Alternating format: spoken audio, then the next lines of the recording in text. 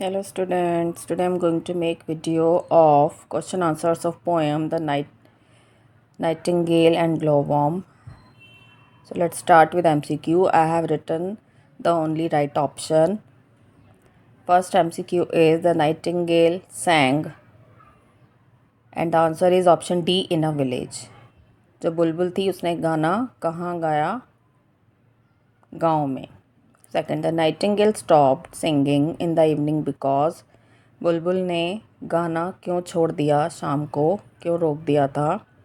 And the right option is A option, he was hungry.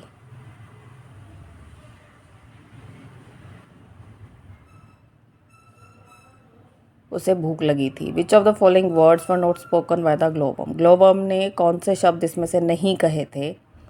The villagers need my light at night more than they enjoy your song. इसका answer है option 4 कि जो गांव में रहते हैं उन लोगों को रात के अंधेरे में रोशनी की ज़रूरत ज़्यादा होती है तुम्हारे गाने से भी ज़्यादा. द नाइटिंगेल इज़ मर्सीफुल यानी वो दयालु था. द ग्लोवॉर्म इज़ ब्रेव यानी जो चमकीला कीड़ा था वो क्या था? बहादुर था.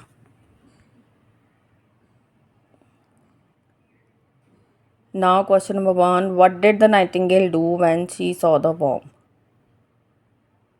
बुलबुल ने क्या किया जब उसने चमकीले कीड़े को देखा? The nightingale thought to put him in his crop. उसने उसको अपने मुंह में यानी गले के अंदर रखने के बारे में सोचा अपना भोजन बनाने के लिए. What did the glowworm tell the nightingale about their God given gifts? जो चमकीला कीड़ा था उसने बुलबुल को क्या बताया अपने दैवीय शक्तियों के बारे में, या भगवान ने जो उन्हें एक तरह से जो उनकी योग्यताएं थी, जो उपहार स्वरूप दी थी, उनके बारे में क्या बताया?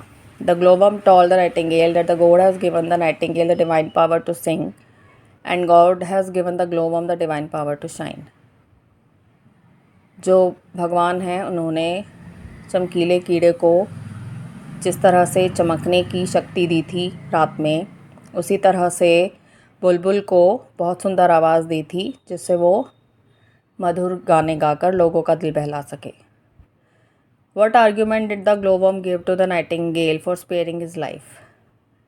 चमकीले कीड़े ने उसके जीवन को बचाने के लिए या बुलबुल से किस तरह से अपने जीवन को छुड़ाने के लिए उसने क्या तर्क पेश किया? The glowworm gave the argument that the nightingale would hate glowworm if it spoils its song, and the same way the glowworm would hate the nightingale for spoiling its light.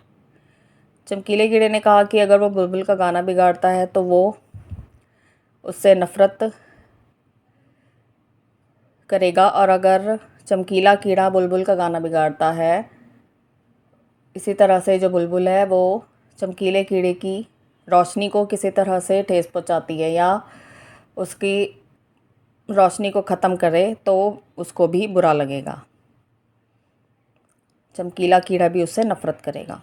यानी अगर दोनों एक दूसरे को नुकसान पहुंचाएंगे तो दोनों ही एक दूसरे से नफ़रत करेंगे. How did the nightingale react to the glowworm speech? जो बुलबुल थी उसने किस तरह से उसके इस भाषण पर या जो उसने कहा, तर्क दिया, उस पर कैसे रिएक्ट किया? The nightingale release the glowworm. उसने चमकीले कीड़े को छोड़ दिया यानी उसका जो जीवन है वो एक तरह से दान दे दिया. Now question number 5, why did the nightingale spare the glowworm even though she was hungry? उसने बुलबुल ने क्यों जाने दिया उसको जबकि उसे भूख लगी थी? The nightingale spare the glowworms even though she was hungry because she realise that the villagers need glowworms light at night more than they enjoy nightingale song. क्योंकि उसको लगा कि जो गांव वाले हैं उनको रात में बुलबुल के मधुर संगीत से ज़्यादा या मीठे गानों से ज़्यादा रात के अंधेरे में रोशनी की ज़रूरत होती है, और वो रोशनी उस चमकीले कीड़े से ही मिल सकती है. अगर उसे मार दिया जाएगा तो गांव के लोगों को रात में रोशनी नहीं मिल पाएगी, इसीलिए उसका जीवन ज़्यादा उपयोगी है. So students, I have explained all the question answers of poem The Nightingale and the Glowworm. I hope you will like this video and this video will help you, and subscribe my channel for more videos. Thank you.